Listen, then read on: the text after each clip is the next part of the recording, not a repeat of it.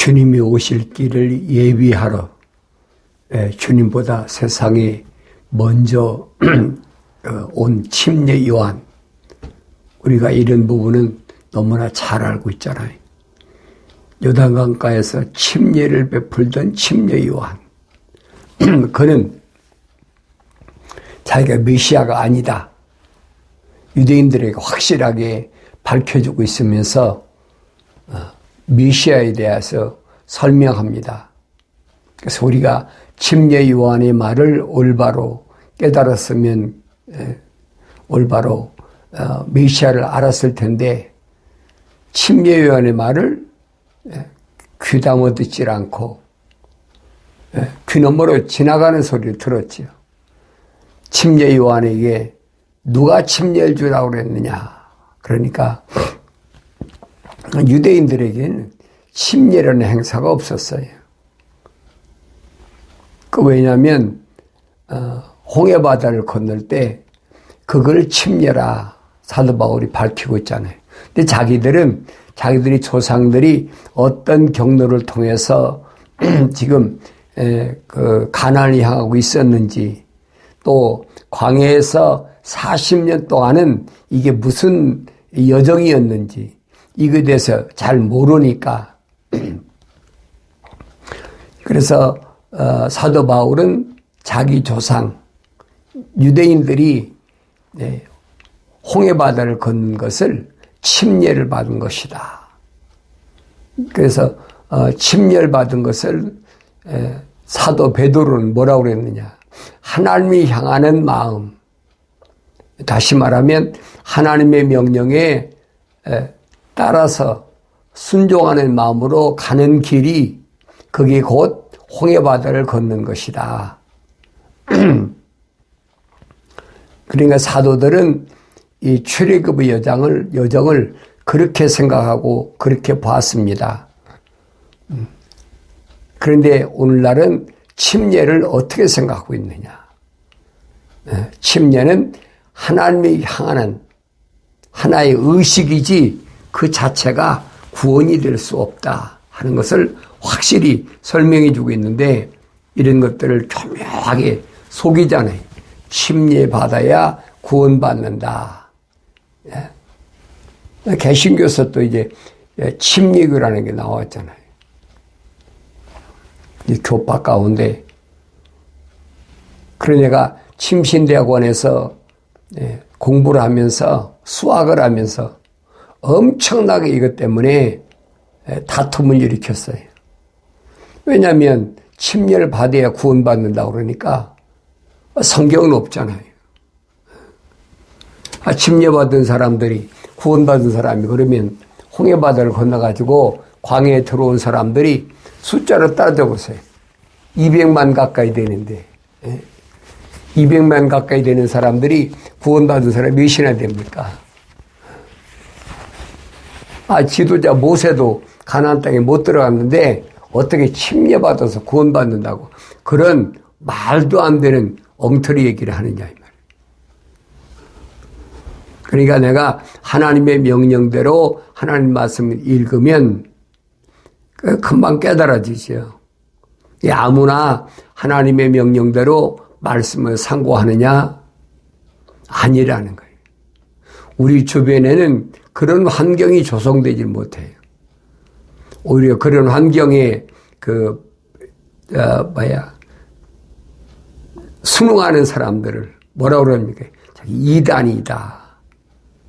자꾸 영지주의다. 이상한 얘기로 몰아붙이잖아요. 만약에 살리는 것은 영이니 육은 전혀 무익하니라. 내 말이 영이여 생명이라. 그러면 육은 부인하고 영적인 것만 주장하니까 그 영지주의라고 그랬잖아요. 그 영지주의 그런 선봉장은 하나님의 아들 예수지요. 그러니까 이런 말들을 우리가 잘 되새김질하면서 깨달아야 돼요. 이거 잘못됐구나. 금방 들어가지고는 몰라요. 알 수가 없어요. 그러면서 침례 요한은 하나님의 아들을 소개할 때 뭐냐? 위로부터 오시는 분은 만물 위에 계시고 땅에서 난 자는 땅에 있어 땅에 관한 일을 말하느니라. 그러나 하늘에서 오시는 분은 만물 위에 계시느니라. 하늘에로 오신 분, 메시아는 만물 위에 계시다. 그잖아요.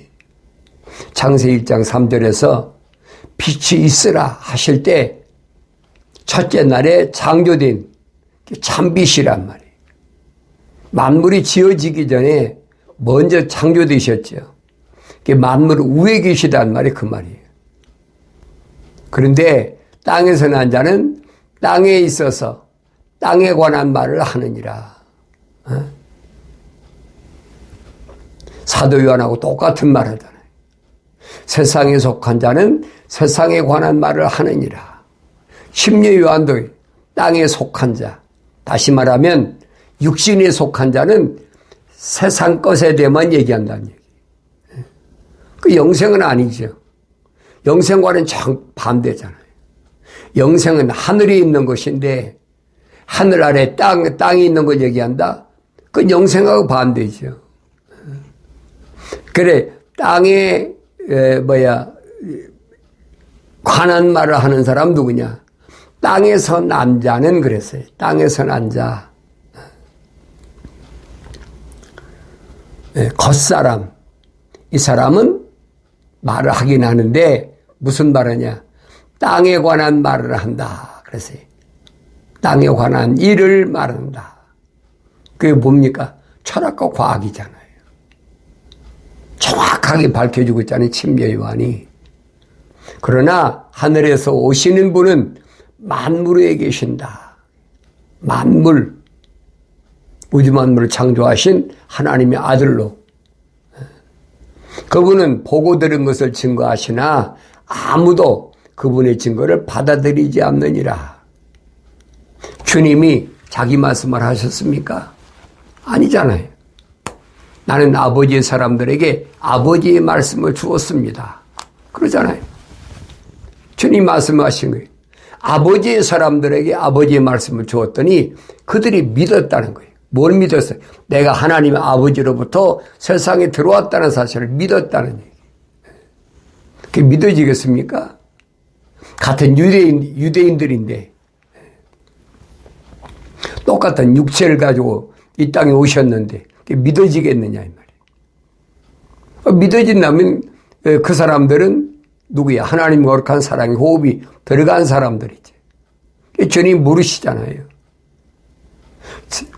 세상 사람들이 나를 뭐라고 그러더냐? 어떤 사람은 선지자라고 그러고 어떤 사람은 누구라고 그러고 어떤 사람들은 서로 의견이 분분하지요. 그런데 중요한 것은 너희는 나를 누구라고 그러냐? 그게 가장 중요한 거예요. 왜? 주님 선택하셨으니까. 너희는 나를 누구라고 그러느냐? 뭐라고 그럽니까? 주는 그리스도, 메시아라는 얘기예요. 우리가 고대하든 하나님의 아들, 메시아라는 얘기예요. 곧 살아계신 하나님의 아들이십니다. 이런 신앙 고백을 하잖아요. 그럼 그 신앙 고백한 것이 완성됐느냐? 미완성된 상태에서도 그런 신앙 고백을 하는 모습을 볼 수 있잖아요. 베드로가 완성되기 전에, 성령 받기도 전에 시몬이었을 때 고백하잖아요. 주님이 뭐라고 말씀하십니까? 바요나 시몬아, 네가 알아서 고백한 것이 아니고 하늘에 계신 내 아버지께서 너로 하여금 그렇게 알도록 허락하셨다. 다시 말하면 하나님 거룩한 사랑의 호흡이 내 안에 들어갔기 때문에 내가 그런 신앙 고백을 할 수 있었다. 그래서 주님이 약속하신 게 뭡니까? 너는 이제부터 시몬이 아니라 베드로라. 베드로. 반석. 어느 때 결명해 줬어요?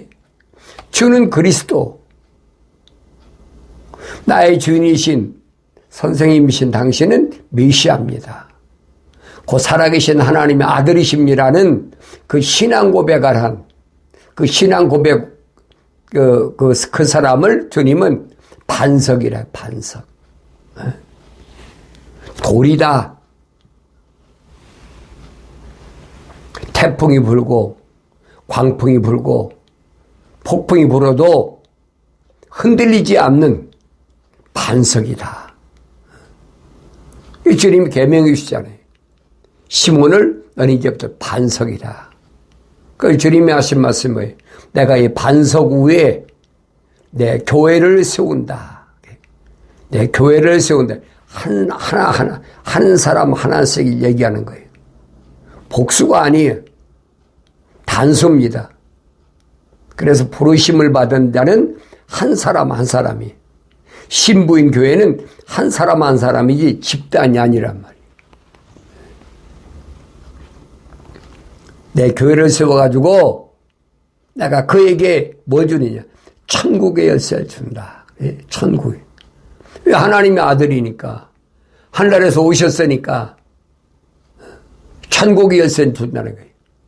천국의 열쇠 주면 네 스스로 열고 들어갈 수 있다는 거예요. 그게 자유한 거지요. 주님이 약속하신 약속이 믿어져야 돼. 근데 약속을 믿는 사람이 몇이나 됩니까? 주님의 약속은 계속다. 이 천국의 열쇠를 받는 사람은 어떤 사람이냐? 부활할 때, 부활은 첫째 부활과 마지막 부활이 있잖아요. 예, 부활할 때 지옥의 문이 너를 가두지 못한다. 예, 부활을 방해하지 못한다는 거예요. 왜? 죽으면 땅속에다 들어가야 되니까. 땅속에 묻히는데 육신이 부활하는 게 아니, 여러분 잘못 알면 안 돼요. 육신은 흙이니 흙으로 돌아가는 거고, 이건 틀이니까 육신 안에 있는 내가 하나님 거룩한 사랑의 호흡으로 조성된 사람은 하나님이 약속하셨잖아요. 나의 책망을 듣고 돌이키라. 그럼 내가 내 영을 부어서 내 말들을 알게 하리라. 이 겉사람이 아니잖아요. 속사람이 얘기해요. 속사람. 육신 안에 있는 내가 하나님 말씀을 알아들을 수 있다는 얘기예요. 뭐하면? 성령 받으면. 그 사람은 어떤 사람이냐? 지옥의 문이 가두지 못하는 사람이에요. 첫째 부활에 참여하는 자. 주님이 약속하시잖아요. 선을 행한 자는 생명의 부활을 하고 악을 행하는 자는 저주의 부활한다.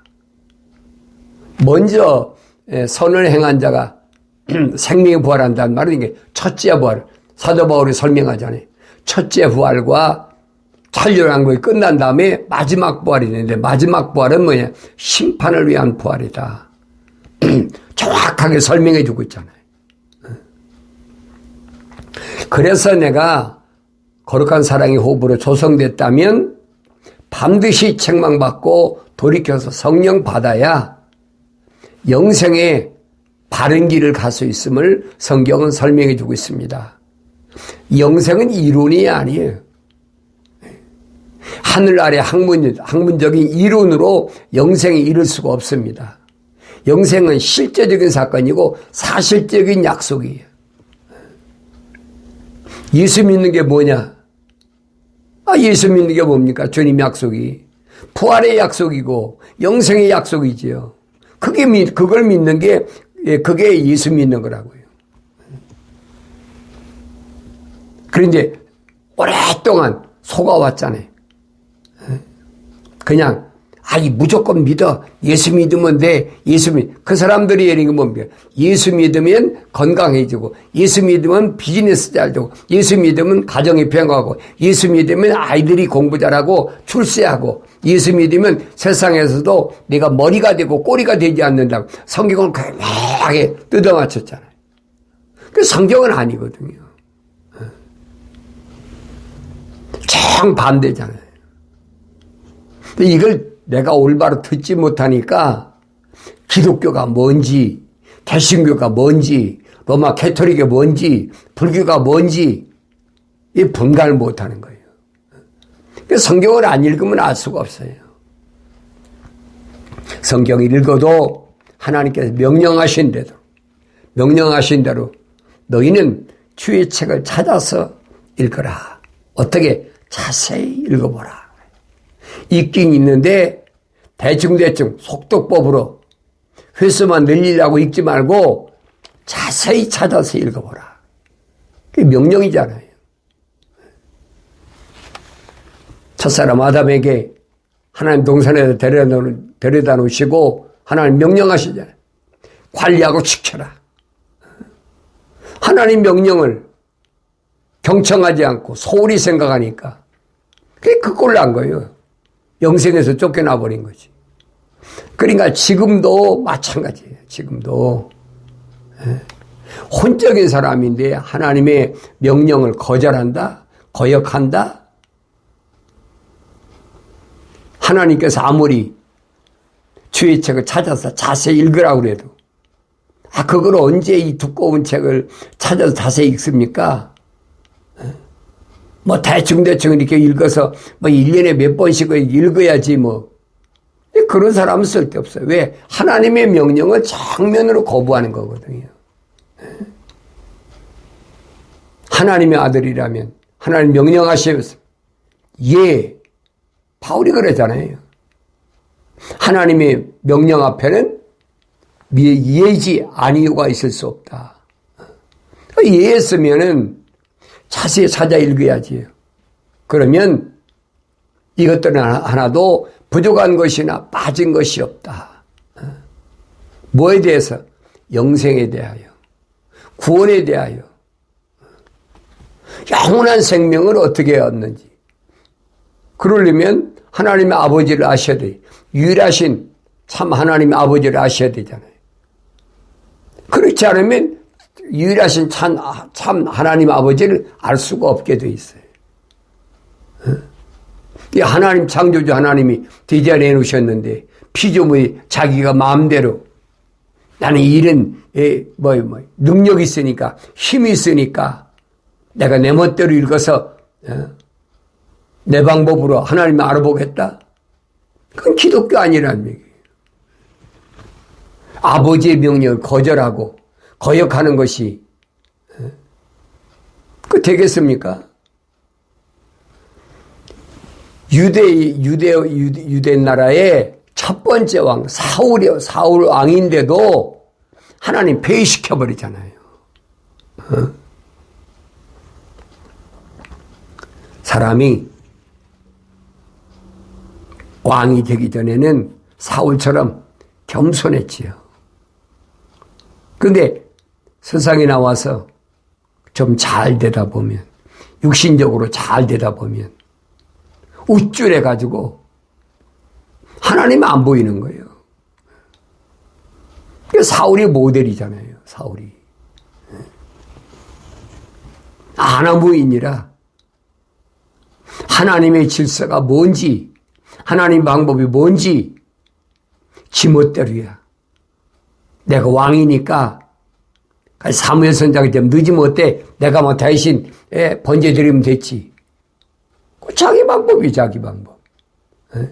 하나님이 세우신 계획을 피조물이 자기 마음대로 바꿉니까? 말도 안 되는 소리라고 했지.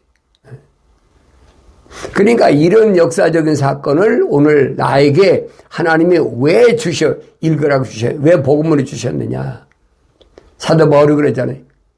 오늘 나에게 거울로 보고 하나님 명령을 거절한 이스라엘 유대 나라의 이스라엘의 왕을 보란 말이에요. 성경을 읽으면서도 그게 안 보이니까. 왜 그래?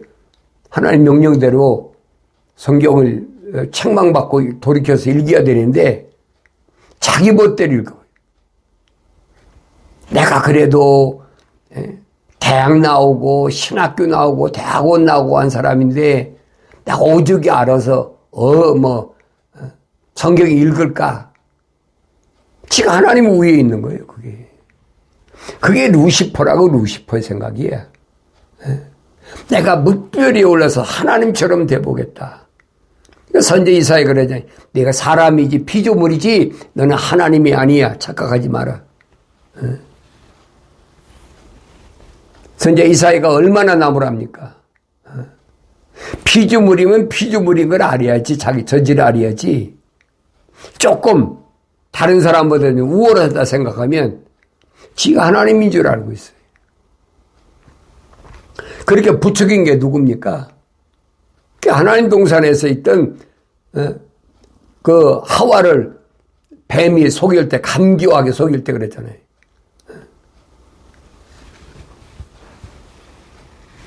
하나님처럼 되어보게. 눈이 밝아서 하나님처럼 된다. 이 땅에도 그런 사람들이 꽉 찼어요, 여러분. 그래서 침례 요한은 말합니다. 위로 오시는 분, 만물에 계시다. 하나님의 아들은, 그래서 그분은 자기가 하고 싶은 말 한 것이 아니라 그분은 보고 들은 것을 증거하시나. 그랬죠. 왜? 하나님 집에서 오셨으니까. 혼적인 사람, 아담은 하나님의 동산에 있던 사람이에요. 하나님의 집에서 오신 분은 유일하게 하나님의 아들 한 분밖에 안 계시다고요. 그러니까 보고 들은 거죠. 그런데도 그분의 증거를 아무도 안 받아들여요. 왜 안 받아들였을까? 왜 안 받아들인 것 같아요? 우리가 경건의 훈련은 그냥 하는 게 아닙니다. 하나님의 아들이 이 땅에 오셔서 그렇게 엄청난 기적을 행하시는데도 그들이 믿나요? 안 믿어요. 믿어지질 않죠. 안 믿어지는 원인이 뭐냐는 거예요. 왜 안 믿어지느냐? 주님이 밝히시잖아요. 유대인들을. 뭐라고 밝히십니까? 너희는 너희 앞에 마귀로부터 나왔다.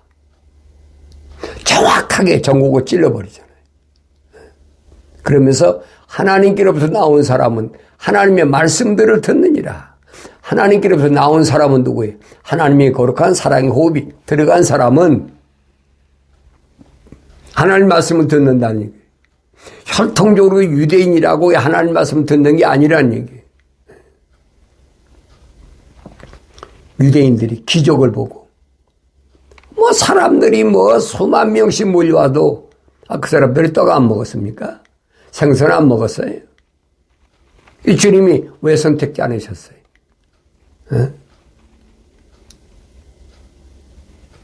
자세히 상고해 보라는 얘기. 왜 그렇게 엄청난 사람이 찾아왔는데도 주님이 거절하셨느냐. 말로 여러분 장정만 5,000명이지 여자하고 아이들까지 합치면 거의 15,000명, 2만 명인데 15,000명, 2만 명을 상상을 해보세요. 말이야 쉽지요. 15,000명, 2만 명. 상상을 해보라고요. 그렇게 많이 왔는데 주님이 한 사람도 픽하고 선택지 않으시잖아요. 왜 그러셨을까?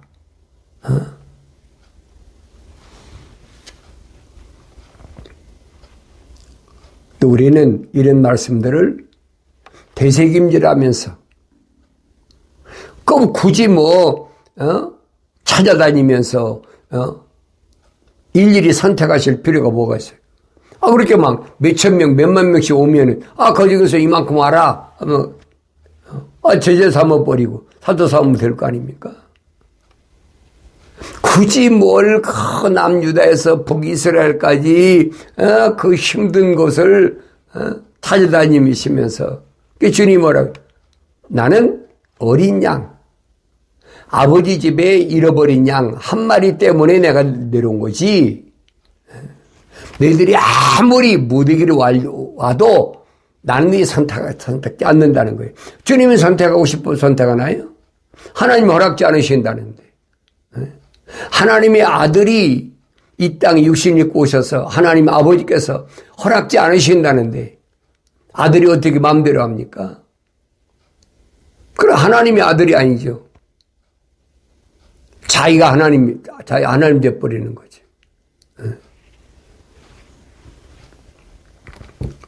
그러니까 제자들이 볼 때 답답하잖아요. 그냥 이 많은 사람 왔을 때 천국에 대해서 내가 아버지 집에 사는 천국은 이런 곳이다라고 그들에게 그냥 일사천리로 그렇게 해서 얼마나 속이 시원하겠습니까? 근데 주님은 아니잖아요. 하늘에 계신 하나님 아버지께서 천국에 대한 신비, 신령한 비밀을 너에게는 하나님이 알도록 허락하셨지만은 천국에 대한 신비를 하나님에 계신 하나님 아버지께서 저희들에게는 알도록 허락지 않으셨다는 얘기예요. 그럼 아셔야 될 거 아닙니까? 모든 고난은 하나님의 아버지, 창조주 하나님의 아버지가 있다는 거. 아들이 무슨 고난이 있어요? 그래서 사도 바울이 그러잖아요. 예수 그리스도는 누구냐? 하나님의 사도다. 사도. 하나님의 대사다. 말씀을 전달해 주러 온 분. 정확히 설명하고 있잖아요. 하나님의 아들을 갖다가 하나님의 아들을 하나님이라고 그러고 그 사람들을 교묘하게 속이는 거예요. 이게 조금만 내가 관심 있게 들여다보고 읽고 기도하고 되새김질하면 금방 알지요.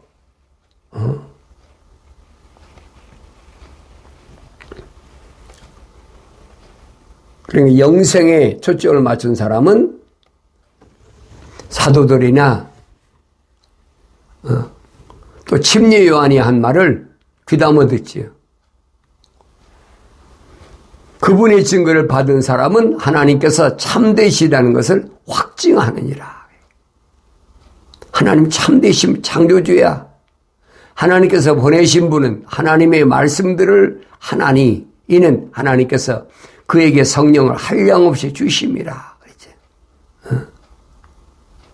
하나님께서 보내신 분은 하나님의 말씀들만 해. 하나님 약속이 뭔지, 하나님 명령이 뭔지 그것만 전달하는 거예요.